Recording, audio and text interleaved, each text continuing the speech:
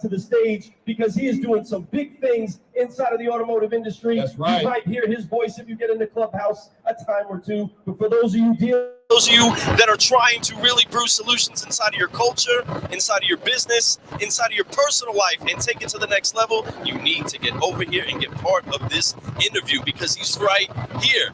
Hello, everybody on the live stream. What's going on? Right now on Facebook, YouTube, LinkedIn, and even all Twitch. over the Why not place. get on some Twitch and make it happen? But no, we got Brian Benstock in the house. Welcome to the show. This is not But you do it It's so great. natural. This is the So second time natural. we've had you in the last 30 days, and I tell you, you kill the show every time you do it. You bring some great knowledge, but I know it's because you're a student of the game. And not only are you a student, but you're also teaching people. Now you're showing people the ropes. I love you on Clubhouse when you do the sales meetings, when you do all those types of informational, educational, edutaining. That's right. Things like that. educational aspect. So it's great. Today,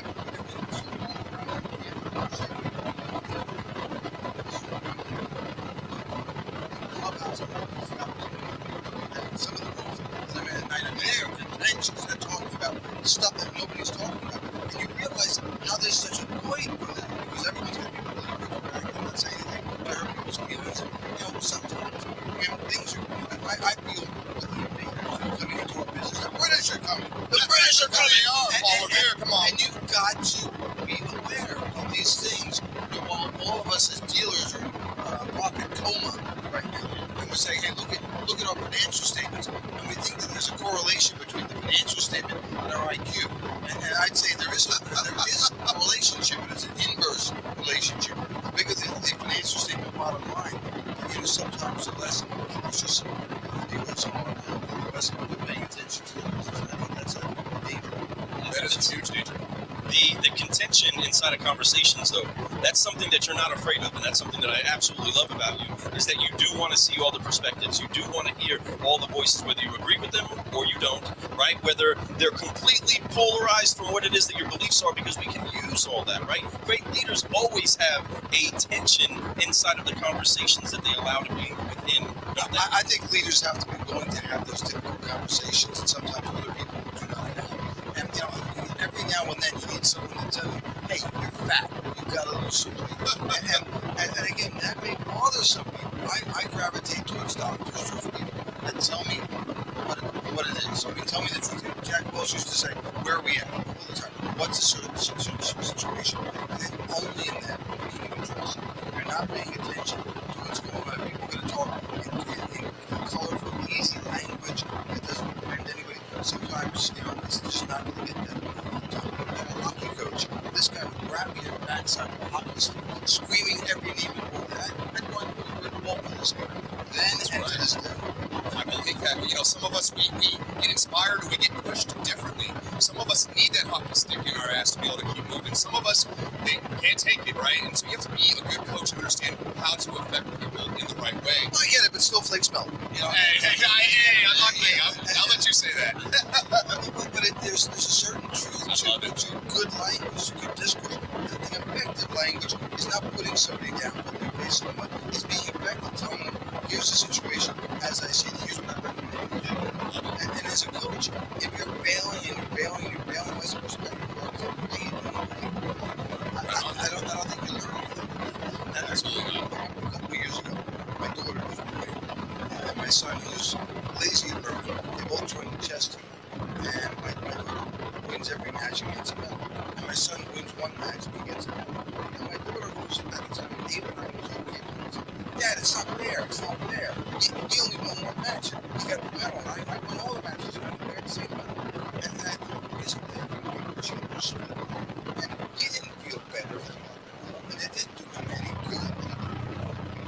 And so these participation trophies, hey, let's see what happens in the car business. If you get a participation trophy if you lose $100,000, you get shown the exit sign. And that's just the reality. And my question is, are we preparing youth today for the reality that's happening? Well, that's a very, very good question. And I think that time will tell, but I believe that most of us, we are doing it. I think most of us are doing it the best that we know. It's based off of what we were taught. And I think that a lot of things that we were taught weren't right, but I think a lot of us try to take those things we were taught also and then adjust them so much that they are complete opposites of what we were taught, like in our discipline and our accountability. Lou and I, we preach a lot about accountability. Accountability is huge, and that's a true sign of love, I believe. When you hold people accountable, you really love them. When you don't, you just don't care about it. And that's what I believe. And I love that you do that with your team. Your team is fantastic. I've seen those sales meetings. I've seen how they all hold their chairs up and they sit there and they just listen and they all suit it to the nines, right? Suited and booted, and the average manager in my store been moving 15 years. I mean, it's staying. And I'm not an easy guy to be around, but I'm always going to tell you the story like it is. I'm not going to sugarcoat it. I'm not going to berate you and prove somebody else, but I'll tell you what you need to do to correct that behavior for us to stay together. And thankfully, because I'm frank with it, that's how you do it. So I believe that there's something in there, because you say the word behavior, right? I believe that sometimes there are behaviors that people do, and we're always inside of a behavior modification without a mind adjustment, right? We want to maybe change some of our behaviors, but we never change our mindset, so we go back to the same behaviors that we had before. Why is it so important that we actually have mindset changes and then have a disciplined action to making sure that we're not going back to repeating the same things that we went through before? well, the brain controls everything else. So that's where you've got to start. It's a checkup in the neck that everyone talks about. And it's really increasing the awareness. My job is to improve our team's awareness. And with better awareness, you make better daily decisions. With better daily decisions, you have better results. But it starts with the awareness. And if what you believe is not getting you to where you want to be, perhaps you've got to look there and start changing that. If you know you've got to diet, you don't understand why, you're never going to do it. Somebody should, hey, you're going to feel it, you're going to look better, you're going to feel better. Here's how people are going to see you. And here's what's going to be from a health perspective. I mean, I'm 61 years old. The deal for me is to be able to dance at my 7-year-old daughter's wedding and to see her children grow. And so what good is being successful, making a couple of dollars if I can't enjoy it? 100%. It's that balanced wheel. We got to make sure that all parts of our lives are balanced out and being worked on so that we can fulfill our future, or we can sit there and see our grandkids one day and hold them and not just see them, but actually participate with them and enjoy life with them. Like you said, what's the point of all this money, all this work we're putting together if our bodies can't participate later in life? So make sure you take care of that. And that's not to say that everybody's in control of everything. Sure. Their health, there's different things that happen internally, yeah, no doubt. But at the end of the day, there's still ways that you can be better, and you can always choose the better choices and things like that, for sure. And I see you do that. You're a monster. I love watching you do your thing when you're in the gym every morning with your team. You guys are just killing it. And when you go for your runs, when you invite so many people from around the world. I mean, I see a good friend of mine, Cher, came down and hung out with you guys. Do you know Cher? Oh, I love Cher. Oh my God. She's amazing. She's great. She's fantastic, and she's one of those rising stars out there, just killing the game right now, representing strong women out there, and I love that. It's just from a different industry. She did a video shoot for my gym. I saw that, and how fantastic. Wait, you haven't seen it yet? I've just seen the And she did it with my training partner, who's a former Mr. Olympia. He was number 7 on the planet. And the two of them together, I just love them. Let them do that thing again. That's amazing that you see the world connects. There's a frequency out there, That's why we're at Poly. I didn't know you didn't share. Yeah, I've known her for a long time. Yeah, we finally got to meet her at the Growth of God event at Glen Lily Hills, and we got to meet her there, and that was the first time we met her in person, which was great. But yeah, we know Cher pretty well. I've been on her show a couple of times. She's just amazing. But yeah, absolutely somebody great. People like Polly, things like that, they're doing amazing things. We're talking about insurance policies here, getting with the right folks, and I know that at your store, you guys make sure your customers have those things. How can a tool like Polly help a dealer get better at what they're doing, maybe even increase their bottom line? The dealership needs to have recurring revenue strategies, right? And they call them rundos, which is recurring revenue bundles. To the show. And there's nothing better than having an insurance product as part of the rundo, right? To get the customers coming back to you every year and renewing. In addition to that, you've got the revenue from that growing. You've got control of the customers. So everyone's talking about subscription model. The ultimate subscription model is an insurance policy. And then control the insurance, control the money, control the customer. For us, we're trying to have a more monogamous relationship with our customers. And by monogamous, they wouldn't dream of doing business with somebody else. So I think insurance is a key way of doing that. So because we're putting together bundles that are recurring revenue bundles, they're called bundles. It gets them coming back to the dealership over and doing every year money. It's not to buy a car. Obviously, we believe that makes them much more likely to buy it from even if they buy it from somebody else. You're going to get the insurance revenue when you book the policy.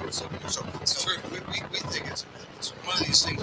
It's been a blind spot for me personally. When we had a proposal first and saw the revenue that was available on a conservative estimate, it was $10 million after 5 years. On a conservative, that's 200 policies a month. $10 million. I'm leaving $10 million on the table. And people are worried about this guy stealing their oil change and that guy. And the best part about that is you got that and it's recurring. So it goes year over year over year. And I think that's really exciting. And that's another piece of solving the problem for the customer, right? When they come into a dealership, it's just like going into Walmart, right? Walmart said, you know what? If you come here and you want toothpaste, I got you. If you want groceries, I got you. As a matter of fact, if you want tires for your car, you know what? We're going to have you. The same thing with coming inside of a dealership that says, you know what? You're going to need the protection of the vehicle. You're going to need that actual insurance policy. And I don't need you to go make the phone call when you leave here. We need to go ahead and handle that while you're here now. Why does that help make the process easier for the customer? We have a return to market rate that's about 50%. That's considered very, very good. That sounds extremely good to Okay, me. 50%. Look at the return to market of Netflix. It's 99%. Amazon, 99%. So we've got to find ways to convince the customer voluntarily to come back to us. And I think this product and other insurance products we can reach out. It's amazing. And think about that, my friends. We just said 50% is really high in our standard here in automotive, especially, right? In this market, especially. But we're talking about worldwide. You got companies like Netflix, which we all know who Netflix are. Amazon, 99%, almost 100% retention rate year over year. They earn it. They earn it. They earn it, man. They do. And so we need to start looking at the big disruptors, the aggregators out there. And what do they do? What are they doing? And how are they doing it? And again, they make that place their one-stop shop. They know the customer better, they serve them faster, and they wow them everywhere. That's right. That's really a formula we can follow. That's what they do leave there with more wows. Wow, you do that too? Wow, you solved that problem also? Wow, what an easy You experience. solved Now, the problem before it was a problem. Yes. You anticipated it. And we know what's going to happen. We know based on certain data what's going to happen, when it's going to happen. So why not anticipate the customer's needs before they happen? My goodness, car guys, car gals, the incredible wisdom from this New York over here. Remember, you don't just have to be from New York to be able to say it like it is, like our friend Brian Benstock, but I absolutely love it. It makes me feel at home over here in fabulous Vegas. What have you enjoyed most about this particular conference this year? What feels so much different other than we're just now out of the box? Getting out, seeing people, hugging people, shaking hands, snapping bags of people I haven't seen in a long time. That's and right. something magical happens when you're able to communicate with somebody. I can't tell you what this trip means to me monetarily, but it's measured in tens of millions of dollars. And the connections that we made yesterday, and the things that we're doing by future proofing ourselves, right? The best way to plan for the future is to create. And so when we come like this today, we can create the future. It happens here, or it happens out there. And so being able to be around all these sharp people last night, the brain power that was in everything with this. Just listen, I get my mouth shut.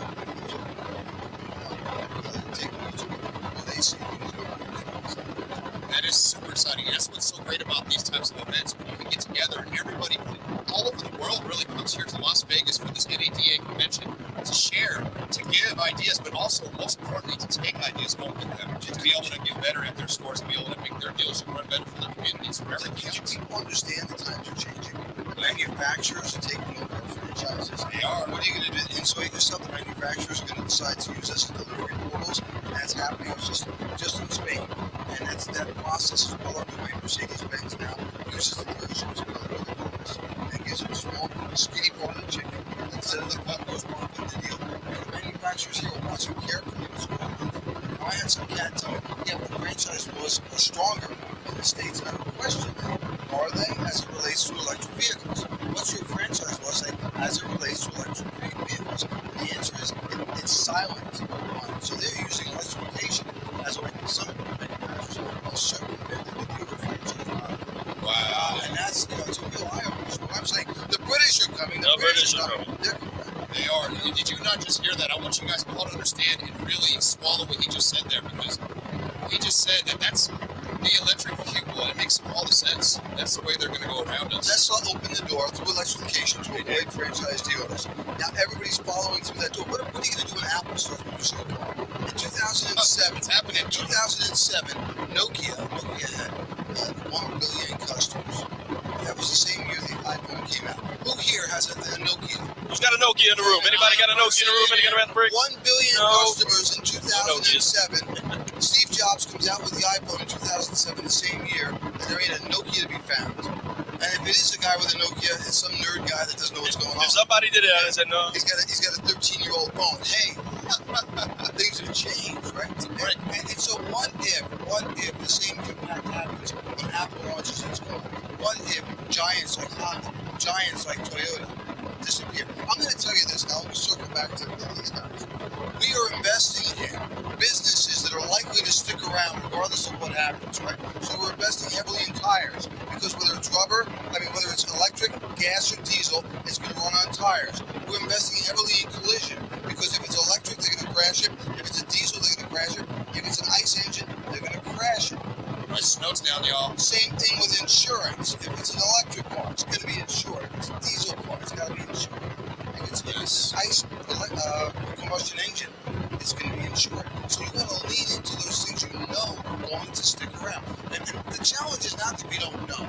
We don't act on what we know. We know this is coming. So set yourself up now, right? Make little steps, take little steps every day in that direction to insulate yourself for the future. Now, if all of a sudden you're selling electric cars and the margin's not there, and you've got $2 million, $3 million a year coming in the show truck, you're okay.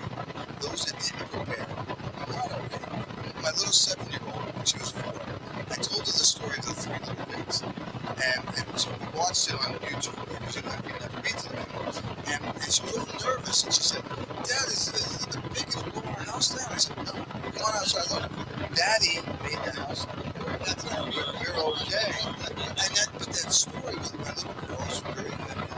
Now, the story we're doing here, what are you building your business on? Is it strong to get it done quick? Is it stick? Or is it brick? So that you can withstand whatever comes up. Hey, I go with brick every time. Go with I bricks. know. I heard that story when I was younger. What's going on? What's I've heard up? that story. What's up, Leon? I've heard that story. I've heard a lot of things, and it's true, though. It's about how you build that house. It's how you lay that foundation. It's all the above. But having tools like Poly, having tools like so many other solutionaries have out there, making a difference so that you can be part of the future, not part of the past. We're talking about the future. What is happening? What still will be around? The street rewards and favors recurring revenue business models. Models that have both scale and gross margin. And if you can have scale and gross margin, then the street's going to reward you. Now, even if you're a private company, you say, well, I'm not taking my business to the street. Well, you might, and you may, but even if you're not, that volume and margin is a fantastic mix into that recurring revenue. That's the kind of brew I need That's in a my setup for cup right success, there. folks. That's a setup for success. Now, let me ask you a question because we've been brewing this conversation up since we've been here this year, and that's about how You're the coffee guys, right? Yeah, we are the coffee guys. So we're always brewing something. We're always brewing something, right? But with that, this idea and this understanding that culture, the conversation, the language inside a culture has to be different. Many people can look at you and say, "Man, Brian, I need to use the things that you're using. I need to get the tool that you're putting out there to work inside your service department, inside your sales department. Brian, what do I do to make it actually work? Because it's not going to work itself. The tool's not going to fix the problem. The people with the tool that know how to use it are going to fix the problem. How important is it to get that conversation inside of your culture working so that we don't have tools just collecting dust inside of our business? Like a Bowflex in there that we use. Right. You know, it's really those daily disciplines practice consistently over time that can keep you stagnant. Daily disciplines practice over time that keep you stagnant. So many of us are looking for the solution this year. I'd rather you find one or two really good solutions and practice and get to the level of mastery. I think that's what we see. Great outcomes. It is that level of mastery. It's like you can't start martial arts today and expect to be a black belt tomorrow, right? You have to put the work in. You have to learn and get to those different levels, and then get to that mastery. But once you get to that mastery, all that effort you put in, that time, and all that faith, it's so worth it. You get all the fruits of that labor, and it's beautiful. Well, it's just like working out, right? If you have certain results you want to achieve inside of your body right now, right? You're not going to get there right now. You're going to have to take steps, consistently apply those steps until you become what you're aiming at. When's the best time to plant an oak tree? 20 years ago. 20 years. When's the second best time? Right now. Right now. Right now. It is that simple. If you didn't plant it 20 years ago, that's it. And then you'll be sitting back, which I just did that 20 years ago. So that's the question. 20 years ago, I played that 20 years ago. It's beautiful. And that's what's going on. And that's what you've been doing, Brian, for a very long time. We love what you do. We honor what you do. It's just, it's amazing. You've been a mentor to me, whether you know it or not, just because I follow you and hear what you're saying. And I take it to heart. And I absolutely try to apply as much of that as possible. Because I know, even if I supply a little bit to your life, so you're doing amazing things. I appreciate it. It's not easy being us. What we do every day is we get up there. On those days when you don't want to do what you do, it's your magic. That's really, it's 100% how it works. And every day I wake up and do this conference, I'm like, oh my God, I gotta go. But I love it so much when I get out here, so everyone who knows me, I'm like, yeah, let's go! Because I just love it. He's already having something to eat. Oh, I gotta do it. Yeah, no doubt about it. But you still go and you run those marathons and you keep pushing right to keep going. Because I love that. Because you inspire your children. You see your children have no reason to say, well, you didn't do it. No, I did it. I went for it. And I love that. I'm a reader. I get up early and I read. I can say the one thing that I really hate is the school of Trinity. My second one, the school of Trinity, is the gift of the book. And she started getting her books, she started reading. She reads about 95 books a year. And she just got accepted to Cambridge. Hello! Yeah. Big deal. So proud. So it's like winning the Olympics. And she applied for St. Andrews. She got into that as well. Wow. But she chose, my wife's British heritage. She chose to go to why not? So in your house, it really is the British is coming. The British are coming. It really is. Clean up, clean up. That's the top. It sounds like Monty Python. But that's something to be proud of. That's a legacy that we have. It's a legacy in our DNA that's been passed through. You just see that happen. You can't be anything but proud of that. Knowing that she put all the work in, and you showed her. You can show them all you want. They have to do the work. And knowing that she found that ethic to go out and do it. No matter how tall you are, no matter how tall your dad was, you're still going to have to work for yourself. And that's the deal. And that's a challenge for many of us that are successful. Our kids have to follow in our own footsteps. And you can't give it to them. You screw them up when you give it to them. You got to let them learn. You got to let them grow. Walk through some of the same trials and tribulations that we all went through. We all experience it. And I know we try and avoid that for our children. We don't want them to have those difficulties. Those difficulties made us. And we want them to have their own mistakes, right? Their own losses, right? Brand new ones. Just not the ones that we had. That's the whole point. And if sometimes they gotta learn that lesson, goodness, you better really learn it. I got blessed to have good kids, really good kids. They make mistakes, but good kids. Amen. Good Kids Club over here. Car guys and car gals, we can actually have that in the automotive industry. What a crazy concept of making sure that we are loving on our families at home, we're loving on our businesses, and we're seeing it spill over into everything that we do. We love the culture that you're Aren't you excited about the new breed of dealers today? And what we can get I am. Yeah. They're technology driven, they're not engineering, they're technology driven, they're shape, they're fit, they're leaders of the community. They look the part, they're somebody you can aspire to be like. And it wasn't always that way. When I got in business, I happened to be blessed. The man that I worked for was that way. But he was an anomaly, he was rare. And today there are many young people that are on board with their family members of the community. I think it buys horses, it's 16, 20, whatever, every day. It's nothing. And why? Because you're so true to your values. Shout out to continues to grow. Others that I know, it's disproportionate when you line up with your ethics, when you line up with your mental health, your physical health, conservative, all of something. I love seeing your success. Success. It's no doubt. And I know that you do that. You respect that. When you game recognizes game, there's no doubt about it. You guys definitely are rising above the game, showing us how to play that game of Monopoly all day long. And it's beautiful. So, we look forward to doing more conversations with you. I know you're a busy guy. You got to get to some other conversations, but having this time with us, this 30 minutes of sitting here and just jiving, I really appreciate it. Your time is very valuable, and I know that's one thing that we all need to understand. Time is valuable. Do not waste it. So don't sleep your days away. I know that's something big you talk about too. I love that. But, I really want to thank you for your time and everything else. Appreciate the ability to have an audience with you guys. Appreciate your audience so that we can get a good message out there, an encouraging message for them. If we can do it, That's right. We appreciate you, Brian. Well, car guys and car gals, hopefully you've had an incredible time on the live stream. We know some people that have been passing by here have been getting some incredible nuggets to put in their bag, maybe put in their cup, and sip on up. But we are so thankful that you were brewing solutions on the Car Guy Coffee Podcast. I'm Lou Ramirez, the Car Guy. And I'm Frelin Arts, the subprime hero. And we have been brewing solutions with the one, the only, Brian Benstock. That's right. So car guys and car gals, make sure that we do apply 3 Fs as we get out of here so that we can keep growing. You remember how to do this, right, Brian? We wipe off the weight of unforgiveness. We focus on where it is that we're going and what we're going to do. And we reach out and we fly and we keep growing, So help me out Exactly real quick. that. Just like that. Ready? Okay. On 3. 1, 2, 3. Forgive. Focus. Fly. And keep growing. Thank you, Keep Brian Benstock. growing. Thank you so All right, much, guys. everybody. Love this guy. Everybody, Brian Benstock. Appreciate you.